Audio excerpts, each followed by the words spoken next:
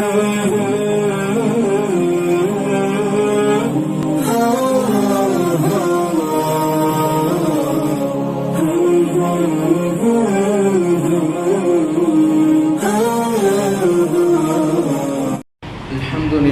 रब्बिल आलमीन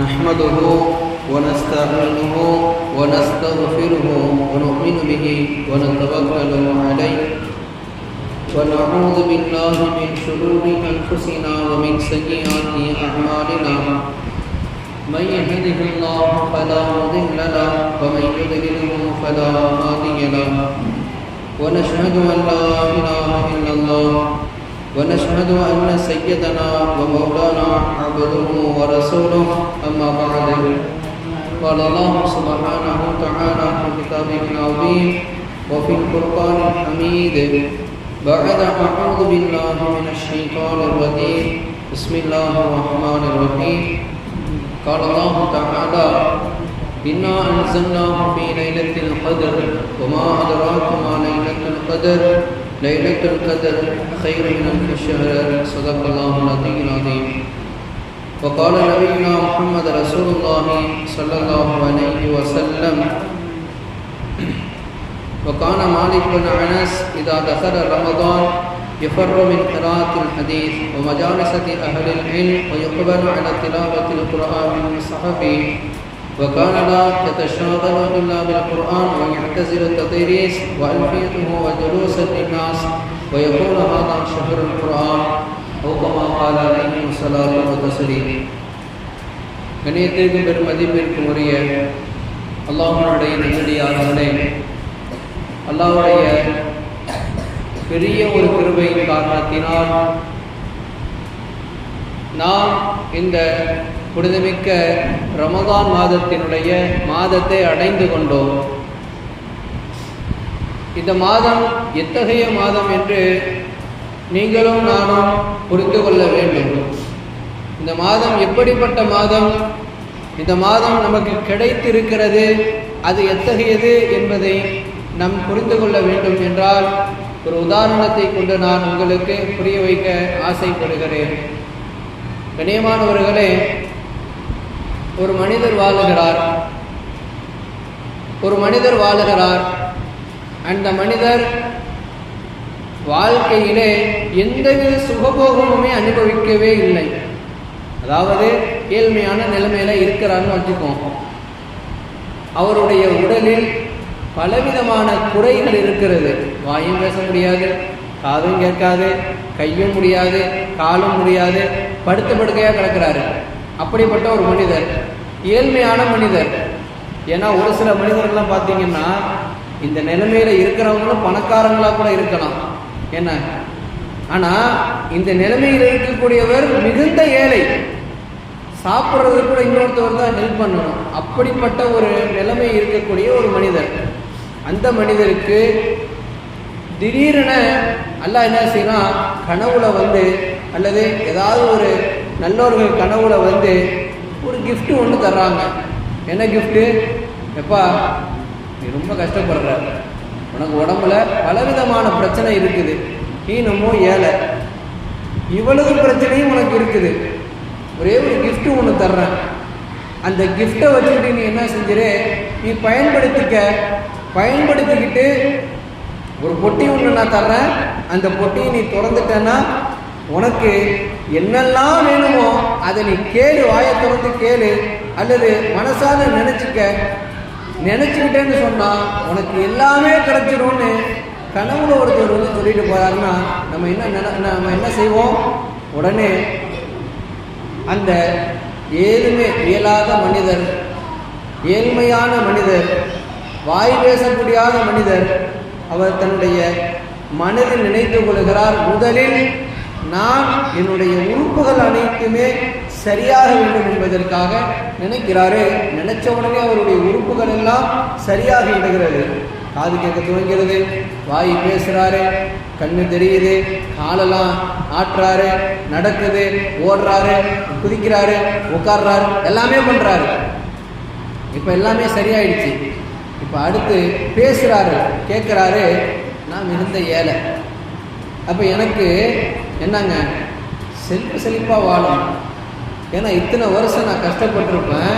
என்னை எல்லாரும் நொண்டின்னு சொல்லியிருப்பாங்க, முடவன் சொல்லியிருப்பாங்க, என்னென்னமோ சொல்லியிருப்பாங்க. ஆனால் எல்லாம் இன்னைக்கு தகர்ப்பொடி ஆக்கி இன்னைக்கு நான் நல்ல நிலைமையில வந்துட்டேன். இப்போ நான் ஏழ்மையானவங்கிறத மாற்றி செல்வந்தர்கிற அடிப்படையில் என்ன ஆக்குங்க அப்படின்னு நினைச்சு அவர் சொன்ன உடனேயே ஒரு செல்வந்தர்களில் ஒருவராக மாறி விடுகிறார். அப்போ அவர் எவ்வளவு பெரிய ஒரு நர்பாக்கியவான் என்பதை நீங்களும் நானும் உணர்ந்து கொள்ள வேண்டும். அந்த மாதிரி தான் ஒண்ணுமே இல்லாத மூமினாக இருந்தோம். பேர் மட்டும் நமக்கு அப்துல்லா, அப்துல் ரஹ்மான், யாக்கூபு, இஸ்மாயில் அப்படி இருந்த நம்மளை அல்லாஹ் என்ன செய்யறான்? நீ முஸ்லீமா மாறுறது, நீ முஸ்லீமா மாறி இருக்கிற, நீ இருக்கிற நிலைமையில நீ தொழுக ஆரம்பி. அந்த தொழுகை இருக்குதே உனக்கு எந்த அளவுக்கு புரோஜனம் தரக்கூடியதாக இருக்கிறது என்று சொன்னால், அந்த தொழுகையின் மூலமாக நீ என்ன செய்து கொள்ளலாம்? நீ எதை வேண்டுமானாலும் நீ ரப்பினிடத்திலே கேட்கலாம். நீ எதை வேண்டுமானாலும் ரப்பினிடத்திலே கோரிக்கை வைக்கலாம். அந்த கோரிக்கையின் மூலமாக நீ கேட்கிற எல்லாத்தையும் எல்லாம் தர்றான். அப்போ அவர் என்ன செய்யறாரு? கேட்கிறாரு, தொழுகிறாரு, தொழுதுட்டு கேட்கிறாரு. கேட்கிறப்ப அல்லாஹ் அவருக்கு தந்து விடுகிறான். அதுக்கப்புறம் என்ன செய்யறாரு? நான் தொழுதா மட்டும் பத்தாது, நான் இன்னும் பல தரஜாக்களை அடைய வேண்டும் அப்படின்னு நினைச்சு அவருக்கு அல்லாஹ் தரக்கூடிய பெரிய ஒரு பொக்கிஷம் தான் இந்த ரமலானுடைய மாதம். கண்ணியமானவர்களே, இந்த ரமலான் இருக்கிறதே, இந்த ரமலானுடைய மாதம் இருக்கிறதே மிகவும் பெரிய ஒரு மாதமாக இருக்கிறது. ஏன் பெரிய மாதம் என்றால், நான் சொல்லுவேன், ஒரு மனிதர் தொழுதால் அந்த தொழுகைக்கு அல்லாஹ் பல மடங்கு நன்மைகளை தருகிறான், பல்லாயிரம் மடங்கு நன்மைகளை தருகிறான், பல லட்சம் மடங்கு நன்மையை தருகிறான், பல கோடி மடங்கு நன்மைகளை தருகிறான். இன்னும் சொல்லணும்னா, இந்த ரமதான் எதை மையக்கருத்தாக வைத்துக் கொண்டது என்றால் நோன்பினுடைய மாதம். நோன்பினுடைய மாதமாக இந்த ரமதான் இருக்கிறது. இந்த ரமதானுடைய நோன்பினுடைய மாதம் இருக்கிறது. அதை அல்லாஹ் ரசூல் நமக்கு சொல்லி காட்டும் போது சொல்லி தருகிறார்கள், லஅல்லக்கும் துஃப்லிஹூன், லஅல்லக்கும் தத்தக்கும். நீங்க இறையச்சவாதிகளாக மாறுறதுக்காக வேண்டி இது நோம்பு பிடிங்க. எப்படி இறையச்சம் நமக்கு கிடைக்கும்? நம்மெல்லாம் டெய்லிக்கும் 30-29 நோம்பு வைக்கிறவங்க என்ன செய்வாங்க? சகருக்கு எந்திரிச்சு அவங்களுக்கு பழக்கமாயிருக்கும். இதனின் காரணத்தினால் 31வது நாள் அல்லது பெருநாளுடைய நாள், அதற்கு மறுநாள்கள் தானு ஒளிப்பு வந்துடும். எந்த நேரத்துக்கு? சகருடைய நேரத்துக்கு. அப்ப சகருடைய நேரத்திற்கு பிறகு நீங்க தஹஜ்ஜத்தை தொழுகலாம், தக்குவாதாரிகளாக மாற முடியும். தஹஜ்ஜத்தின் மூலமாக தக்குவா நமக்கு ஏற்படும். ஃபஜ்ர் தொழுகலாம், வாழ்க்கையில் உங்களுக்கு பரக்கத்து ஏற்படும். ஃபஜ்ர் தொழுகாமல் இருந்தோம்னு சொன்னா நமக்கு அல்லாஹ் பரக்கத்தில்லாத நாளாக நமக்கு மாற்றி விடுவான். உடம்பு முடியலைனாலும் சரி, வீட்டில் அமர்ந்து உட்கார்ந்து இல்லை படுத்து கூட நீங்க என்ன செய்யுங்க? ரப்பை வணங்குங்கள் என்று அல்லாஹ்வுடைய ரசூலும் நமக்கு கட்டளை பிறப்பித்து தருகிறார்கள். அந்த அளவுக்கு நமக்கு நல்லக்கும் தத்தக்கும். நம்மளால சஹருடைய நேரத்தில் எழுந்திருக்கணும்னு சொன்னா நம்மளால என்ன செய்ய முடியும்? தஹஜ்ஜத்துடைய தொழுகையை நம்ம அட்டன் பண்ண முடியும். அதுபோக ஃபஜ்ருடைய தொழுகையை நம்ம தொழுக முடியும்.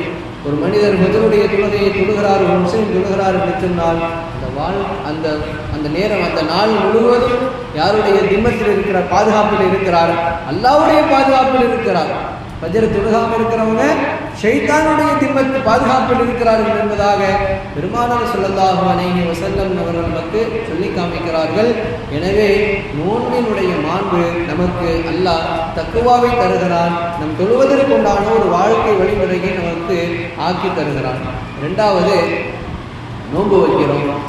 நோன்பு வைக்கக்கூடிய நாம் எத்தகைய நோன்பு வைக்கணும்? அதுதான் இங்கே விஷயம். நம்ம வெறுமனே நோன்பு வைக்கிறோம்னா எப்படிப்பட்ட நோன்பு வைக்கணும்?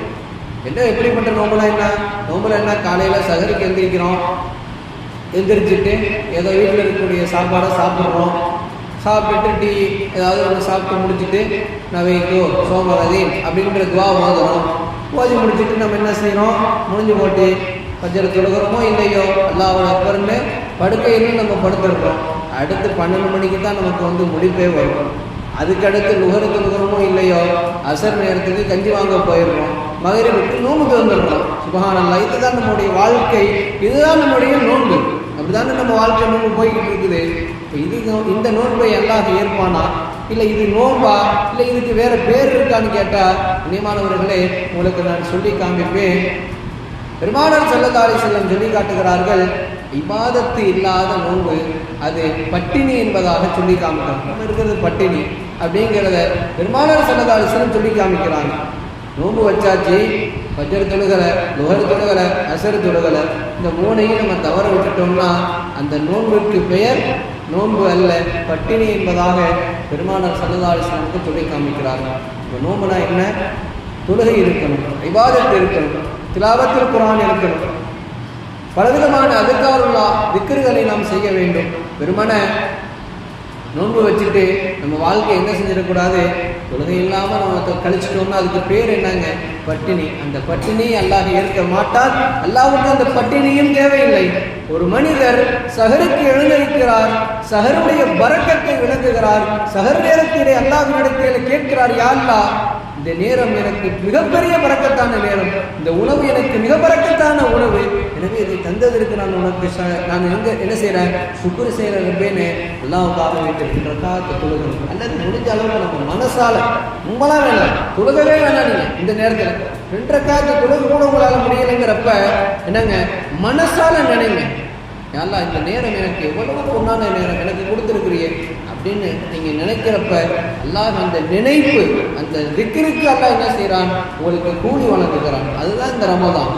அப்போ அதுக்கடுத்து ஃபஜ்ருடைய தொழுகை, லுஹருடைய தொழுகை, அஸருடைய தொழுகை முடிஞ்சு போச்சு.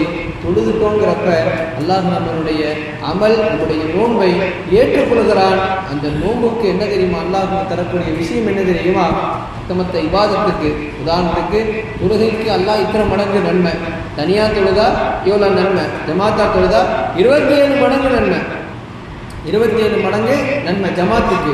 ஆனால் நம்முடைய மக்கள் இன்றைக்கு எப்படி, மிகுதமான மக்கள் எப்படி இருக்கிறாங்கன்னா, இமாம் தொழுகை முடிக்கிறப்ப தான் அஸ்ஸலாமு அலைக்கும்ங்கிறக்க தான் பின்னாடி 10 ஜமாத்து நிற்கிது. பின்னாடி 10 ஜமாத்து 10 பேர் 15 பேர் தொழுகிறாங்க. ஆனால் ஜமாத்திற்கு எத்தனை மடங்கு நன்மை, 27 மடங்கு நன்மை இருக்குங்கிறத நம்ம விளங்கணும். தொழுகை முடிஞ்சதுக்கப்புறம் தொழுகோம்னாலும் அல்லது தனியாக நம்ம தொழுகோம்னாலும் நமக்கு நன்மை கம்மி தான். ஆனால் ஜமாத்தோடு தொழுகிறப்ப, இமாம் தொலை வைத்து நம்ம தொழுகிறோங்கிறப்ப நமக்கு எவ்வளோ நன்மை கிடைக்குது, 27 மடங்கு அல்லாஹ் நமக்கு நன்மையை தரலாம். இன்னும் சொல்லணும்னா பெருமானார் ஸல்லல்லாஹு அலைஹி வஸல்லம் சொல்லுவாங்க, யார் ஒரு ஜமாத்து தொழுகையை தவிர்த்து விட்டு தன் வீட்டிலேயே தனித்து தொழுகிறாரோ அவர் வீட்டை நான் போய் எரிப்பேன்னு சொல்கிறாங்க. யார் சொல்கிறா? ரசூலுல்லாஹ் சொல்கிறாங்க. அவங்க வீட்டை போய் நான் எரிப்பேன்னு சொல்கிறாங்க, தீயிட்டு கொளுத்துவேன்னு சொல்கிறாங்க. ஏன் இவ்வளவு கோபம் நபிக்கு? ஏன்னா அவ்வளவு முக்கியத்துவம் இருக்குங்கிறத நம்ம விளங்கி செயல்படணும் அன்பானவர்களே. அப்போ தொழுகையின் விஷயத்திலே நாம் மிகவும் நாம் பேணுதலாக இருக்க வேண்டும். தொழுகையை பற்றி நம்ம நிறைய சொல்லலாம். தொழுகையை பற்றி 1 இல்லை 2 இல்லை 1000 ஹதீஸ்களை நம்ம எடுத்து சொல்லலாம். 1000 குர்ஆன் வசனங்களுக்கு நம்ம விளக்கம் சொல்லலாம். உட்கார வச்சு பாடம் நடத்தலாம். அதெல்லாம் உங்களுக்கும் அது அவசியம் இல்லை, நான் சொல்ல வேண்டும் என்ற நேரமும் இல்லை. ஏன்னா நமக்கு தெரியும் தொழுகை எந்த அளவுக்கு முக்கியத்துவங்கிறது நானும் நீங்களும் விளக்கி வச்சிருக்கிறோம். ஆனால் விளக்கியும் நம்ம என்ன செய்யறது இல்லாத சரியாக ஃபாலோ பண்ணுறதில்லை. அதனால அதற்கு என்னென்ன நன்மை இருக்குங்கிறத நம்ம என்ன செய்யணுங்க, கண்டிப்பாக விளங்கி அதற்குண்டான அமல்களை நம்ம செய்யணும். அடுத்தது மகரிபினுடைய தொழுகை. அதற்கு முன்பதாக நோன்பு திறப்பினுடைய நேரம். நோன்பு திறக்கக்கூடிய நேரம் எவ்வளவு மிகுந்த நேரம் என்று சொன்னால், கண்ணியமானவர்களே, ஒரு மனிதருடைய துஆவை அல்லாஹ் பல சந்தர்ப்பத்தில் ஏற்பது அல்ல. நான் அல்லாஹ்ட்ட கேட்கிறேன்னா எல்லா நேரத்தையும் நல்லா இந்த துஆவை ஏற்பது கிடையாது, பெண்டிங்கில் வச்சுக்கிட்டே இருப்பான். ஆனால் ஒரு சில நேரங்களில் நான் என்னுடைய ரப்பினிடத்திலே கையேந்தும் போது அல்லாஹ் அந்த நேரங்களினுடைய வரக்கத்தின் காரணத்தினால் ஏற்றுக்கிறான். எந்த நேரம்? மழை வரக்கூடிய நேரம், பாங்கிற்கும் இகாமத்திற்கும் இடைப்பட்ட நேரம், நோன்பு திறக்கக்கூடிய நேரம். அப்போ நோன்பு திறக்கிறப்ப ஒரு அடியான், யா அல்லாஹ் எனக்காக காலையிலிருந்து மகரிபுடைய நேரம் வரைக்கும் தொழுது வணங்கி திக்ருகள் செய்து உன் ஞாபகத்திலேயே அமர்ந்திருக்கிற எனக்கு யா அல்லாஹ் இன்னென்ன வஸ்துக்கள் இன்னென்ன ஆஜத்துகளை நிறைவேற்றித்தாய் என்று அந்த நேரத்திலே கேட்கிறப்ப அல்லாஹ் அதை தராமல் இருக்க மாட்டான். கண்ணியமானவர்களை, நீங்கள் கேட்டீர்கள் என்று சொன்னால் அந்த நேரத்திலே உங்கள் ரப்பு உங்களை நோக்கி உங்களுக்கு என்ன வேண்டுமானாலும் தருவான். ஏற்றுக்கொள்ளக்கூடிய நேரம் அது. துஆ முஸ்தஜாபு துஆ. அந்த நேரம் அல்லாஹ் உங்களுடைய துஆக்களை என்ன செய்கிறான், அங்கீகரிக்கிறான். அதனால நம்ம அந்த நேரத்தை என்ன செய்யணுங்க, நல்ல முறையில் கண்ணியமான முறையில் இஃப்தாருடைய நேரத்திலே வடையை பார்த்துட்டு, உனக்கு வடை வந்துச்சு எனக்கு வடை வரலையே, அது என்ன சர்பத்து கொண்டு வா, அதுதான் நம்ம நிலைமை இன்னைக்கு, அதுதான் நம்மளுடைய நிலைமை இன்னைக்கு. ஆனால் இஃப்தாருடைய நேரத்தில் நம்ம எப்படி இருக்கணும்? துவா செய்யணும். யா அல்லாஹ் எனக்கு அதை கூட இதை கூட நம்ம கேட்கணும். எல்லாமே நமக்கு இருக்குது நம்ம நினைக்கிறோமா, இல்லை எதுவுமே வேண்டான்னு நம்ம நினைக்கிறோமான்னு தெரியல.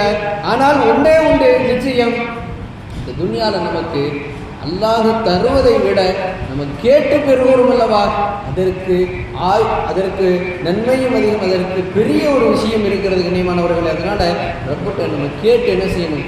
கண்டிப்பாக நம்ம அதை பெற்றுக்கொள்ளணும். அடுத்தது இஷாவினுடைய தராவீஹினுடைய தொழுகை. கண்ணியமானவர்களை, இன்றைக்கு இஷாவினுடைய தொழுகை பொதுவாக நம்ம தொழுகிறோம், அது 5 நாள் தொழுகையினுடைய ரொட்டேஷனில் வந்துடுது. அதனால் அதுக்கு நம்ம விளக்கமோ அல்லது அதுக்கு பெரிய ஒரு பயான் நமக்கு தேவையில்லை. அடுத்து தராவீஹினுடைய தொழுகை. இப்போ தராவீஹினுடைய தொழுகைக்கு ஒரு சர்ச்சை, நிறைய பிரச்சனை இருக்குது. தராவீஹ் 8 இல்லை 20 என்னதான் பிரச்சனை இல்லை அப்படின்னு கேட்டால், கண்ணியமானவர்களே, பெருமானார் ஸல்லல்லாஹு அலைஹி வஸல்லம் அவர்கள் அல்லாஹ்வை வணங்குவதில் முதலாமானவர்கள். அல்லாஹ்வை வணங்குறதுல முதலாமானவங்க. நான் அல்லாஹ்வை வணங்குறேன்னா என்னால் முடிஞ்ச அளவுக்கு தான் வணங்க முடியும். நான் நின்றேன்னா ரசூலுல்லாஹ்வுக்கு ஈடு கொடுக்க முடியுமா? ஆயிஷாமா சொல்கிறாங்க, ஹதீஸில் இருக்கு, பெருமானார் ஸல்லல்லாஹு அலைஹி வஸல்லம் அவர்கள் இரவு முழுக்க நின்று வணங்குவார்கள்.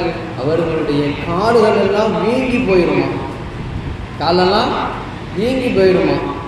சஹாபாக்கள் சொல்கிறாங்க, பெருமானார் ஸல்லல்லாஹு அலைஹி வஸல்லம் அல்லாஹு அக்பர் என்று தக்பீர் கட்டிட்டா அலிஃப் லாம் மீம் ஆரம்பித்து 3-4 ஜுஸுவை என்ன செய்வாங்களாம், தொடர்ந்து ஓதிக்கொண்டே இருப்பார்களாம். நம்மெல்லாம் இன்னைக்கு அலிம்சா அலம்தர கைப்பையோடு நிப்பாட்டிக்கணும், லீலாபி குறைஷோடு நம்ம நிறுத்திக்கிறோம் அப்படின்னு நம்மளுடைய அமல். இன்னைக்கு நம்ம அப்படித்தான் இருக்கிறோம், நானும் நீங்களும் அப்படித்தான் இருக்கிறோம். நம்மளா லீலாபி குறைஷுக்கு நம்மளுடைய கால்கள் எல்லாம் கடுத்து விடுகிறது, அலந்தர கைப்பிற்கே நம்முடைய கைகளெல்லாம் உதறி விடுகிறது. ஆனால் கருணையின் காரூண்யம் பெருமானார் ஸல்லல்லாஹு அலைஹி வஸல்லம் குர்ஆனினுடைய 4 ஜுஸுக்களை, கிட்டத்தட்ட 4 ஜுஸுடைய கணக்கு என்ன தெரியுமா? 4 மணி நேரம், ஒரு ஜுஸுவை 1 மணி நேரம் ஓதலாம். 4 மணி நேரம் ஒரு ரக்காத்தை 4 மணி நேரம் சொல்லியிருக்கிறாங்க. அப்போ பெருமானாருடைய அமல் அது வேறு. நல்லோர்கள் நமக்கு வழிகாட்டி தருகிறார்கள்.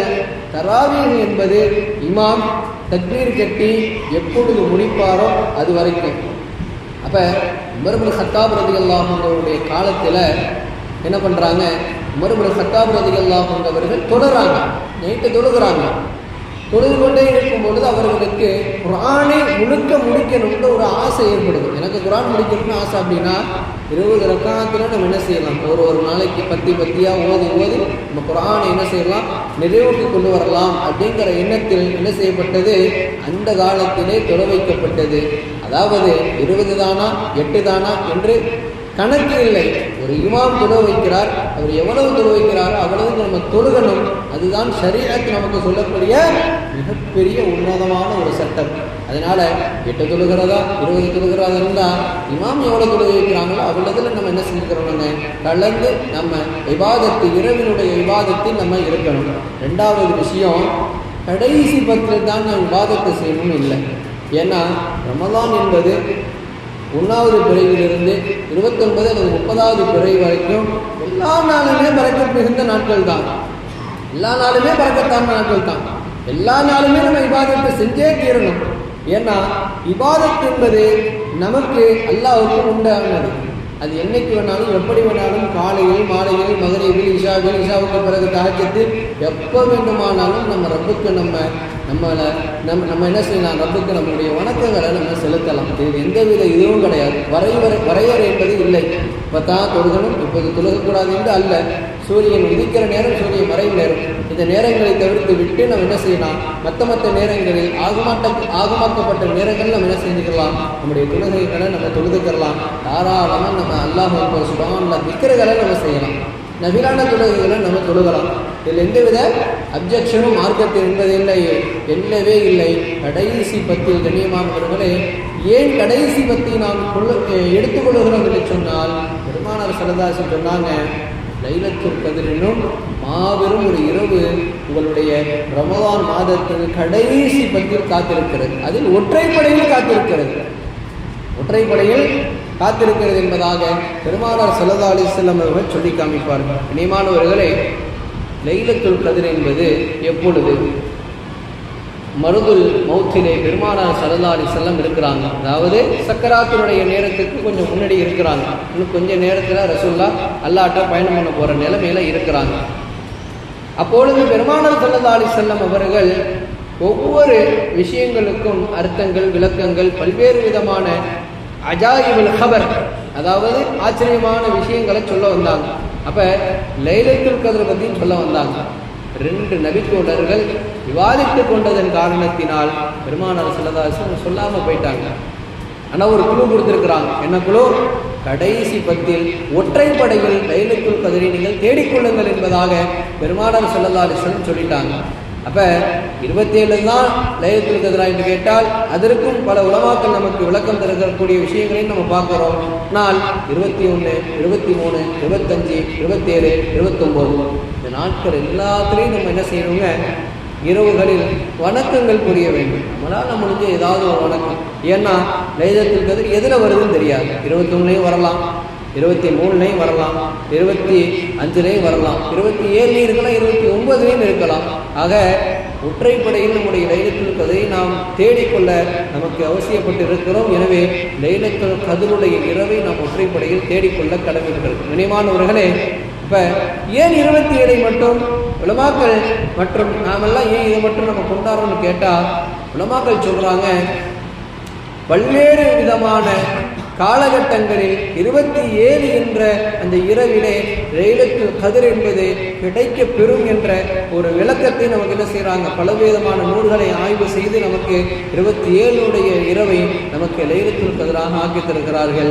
இதற்கு விளக்கம் என்பது நெடுநெடு விளக்கமாக இருக்கிறது. அதனால சுருக்கமாக சொல்லணும்னா, பெரிய ஆய்வுக்கு பிறகு 27 இரவு சங்கையான இரவு. அதனால் அந்த இரவை நீங்கள் என்ன செய்யுங்க? நீங்கள் ஆக்கிக் கொள்ளுங்கள். மேலும் ரமதான் மாதத்திலே நீங்கள் குர்ஆனை முக்கம்மல் செய்வதற்கு 27வது இரவு இருக்குது. மிகவும் பரக்கத் மிகுந்த மாதமாக மிகுந்த நாளாக இருக்கிறது என்பதை மையக்கருத்தாக வைத்துக் கொண்டுதான் 27வது இரவு என்ன செய்கிறாங்க? லைலத்துல் கத்ருடைய இரவு என்பதாக நமக்கு மெய்ப்படுத்தி தருகிறார்கள். இனிமானவர்களே, லைலத்துல் கத்ர்னா என்ன? அல்லாஹ் என்ன சொல்கிறான்? இனிமானவர்களே, அல்லாஹ் ஜல்ல ஷானஹு வ தஆலா 97வது அத்தியாயம் 1வது வசனத்திலிருந்து 5வது வசனம் வரைக்கும் லைலத்துல் கத்ர் இரவு என்றால் என்ன, அந்த இரவில் என்னெல்லாம் நடக்குங்கிறத அல்லாஹ் சொல்லி காமிக்கிறார். அந்த விளக்கத்தை நம்ம விளங்கிக் கொள்ளணும். நியமானவர்களே, அல் குர்ஆனிலே 1வது வசனத்தில் அல்லாஹ் சொல்கிறான், இன்னா அன்ஸல்நாஹு ஃபீ லைலத்துல் கத்ர், நிச்சயமாக நாம் இந்த குர்ஆனை, அல் குர்ஆனை நம்ம என்ன செஞ்சோம்? லைலத்துல் கத்ர் என்னும் இரவிலே நாம் இறக்கினோம். இப்போ நம்ம 27 நம்ம கொண்டாடுறது எதனால? அல்லாஹ் இந்த குர்ஆனை எப்போ இறக்கினா? லைலத்துல் கத்ருடைய இரவில் 27வது இரவிலே அல்லாஹ் இறக்கினானா அல்லது மற்ற நாட்களில் இறக்கினானான்னு கேட்டால், முதல் விஷயம், குர்ஆனை முடிப்பதற்கு 27வது இரவு என்பது சரியாக இருக்கிறது. மேலும் அல்லாஹ் லைலத்துல் கத்ருடைய இரவிலே என்ன செஞ்சிருக்கிறான்? அல்லாஹ் இந்த குர்ஆனை இறக்கினான் என்பதை மையக்கருத்தாக கொண்டு அல்லாஹ் இந்த சிறப்பான இரவை ஆக்கி வைத்திருக்கிறான். இரண்டாவது, உமா அதுராக்கமா லைலத்துல் கத்ர், லைலத்துல் கத்ர் என்றால் என்ன என்று நீங்கள் அறிவீர்களா? அதனுடைய மகிமையை பற்றி நீங்கள் அறிவீர்களா என்பதாக தன் மக்களுக்கு, தன் சமூகத்துக்கு, தன் நபிக்கு அல்லாஹ் கேள்வியை எழுப்பி அல்லாஹ் அந்த வார்த்தைக்குண்டான விளக்கம், உமா அதுராக்கமா லைலத்துல் கத்ர், லைலத்துல் கத்ர்னா என்ன, அதனுடைய மகத்துவத்தை உங்களுக்கு தெரியுமா நபியே அது அப்படின்ட்டு அல்லாஹ் கேட்டுவிட்டு அல்லாஹ் சொல்லுகிறான், லைலத்துல் கத்ர், லைலத்துல் கத்ர் என்பது கைரு மின் அல்ஃபி ஷஹர், 1000 மாதங்களை விட, 1000 மாதங்களை விட சிறந்தது. இப்போ கண்ணியமானவர்களே, 1 மாதம் 2 மாதம் இல்லை, 1000 மாதங்களை விட நமக்கு லைலத்துல் கத்ர் இரவு என்பது மிகவும் மிகவும் சிறந்ததாக இருக்கிறது என்பதை நீங்களும் நானும் உணர்ந்து கொள்ள வேண்டும். மேலும் அல்லாஹ் சொல்லி காட்டுகிறான், தனஸ்ஸலுல் மலாயிகா, தனஸ்ஸலுல் மலாயிகா, அந்த லைலத்துல் கத்ருடைய இரவில் தான் என்ன செய்யப்படுகிறது? மலக்குமார்கள் இறங்கி வருகிறார்கள். அது மட்டுமல்லாமல் வர்ரூஹ், இன்னும் ஜிப்ரீல் அலைஹிஸ்ஸலாம் அவர்களும் இறங்கி வருகிறார்கள். ஃபீஹா பிஇذن ரப்பிஹிம் மின் குல்லி அம்ரின் ஸலாம், அவர்கள் ஃபஜ்ர் நேரம் வரைக்கும், எது வரைக்கும்? ஃபஜ்ர் நேரம், ஸலாம் ஹத்தா மத்லஇல் ஃபஜ்ர், ஃபஜ்ருடைய நேரம் வருகிற வரைக்கும் என்ன செய்றாங்க? அவங்க மக்களிடத்திலே கீழே துனியாவுக்கு வந்து இறங்கி எல்லா காரியங்களும் நமக்கு எழுதுகிறார்கள். இறங்கி வந்து நம்மின் மீது வணங்கக்கூடிய அடியார்களின் மீது சலாம், உங்களின் மீது சாந்தி உண்டாகட்டும் என்பதாக சொல்லி செல்கிறார்கள் என்று அல்லாஹ்வுடைய வசனம் நமக்கு என்ன செய்கிறது? அழகாக லைலத்துல் கத்ர் பற்றி உண்டான விஷயத்தை நமக்கு தருகிறது. ஆக நான் சுருக்கமாக முடிவுக்கு வருவேன். முதலாவது விஷயம், லைலத்துல் கத்ர் என்பது குர்ஆனை அல்லாஹ் இறக்கினால் அந்த பரக்கத்தின் காரணத்தினால் இந்த லைலத்துல் கத்ர் மாதம் இருக்கிறது சங்கையாக்கப்பட்டது. இரண்டாவது, அல்லாஹ் இந்த லைலத்துல் கத்ருடைய மாதத்திலே மலக்குகளை துனியாவிற்கு இறக்குகிறான். அவர்களினுடைய மூலமாக நமக்கு துஆக்கள், பலவிதமான சலாம்கள், துஆக்கள் நமக்கு கிடைக்கிறது. அதன் காரணத்தினால் அல்லாஹ் இந்த லைலத்துல் கத்ரை நமக்கு அழகாக ஆக்கி இருக்கிறார்.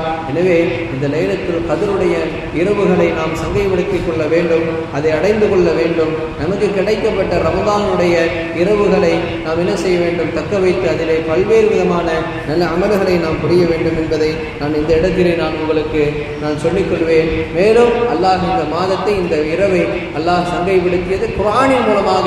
எனவே குர்ஆனை நாம் அனுதினமும் ஓத வேண்டும், அதனுடைய வசனங்களை நாம் புரிந்து கொள்ள வேண்டும். ஒவ்வொரு நாளைக்கு ஒரு வசனத்தை தமிழுடைய தர்ஜுமாக்களை படித்து குர்ஆனினுடைய விஷயங்களுக்கு நாம் சங்கை செலுத்த வேண்டும்.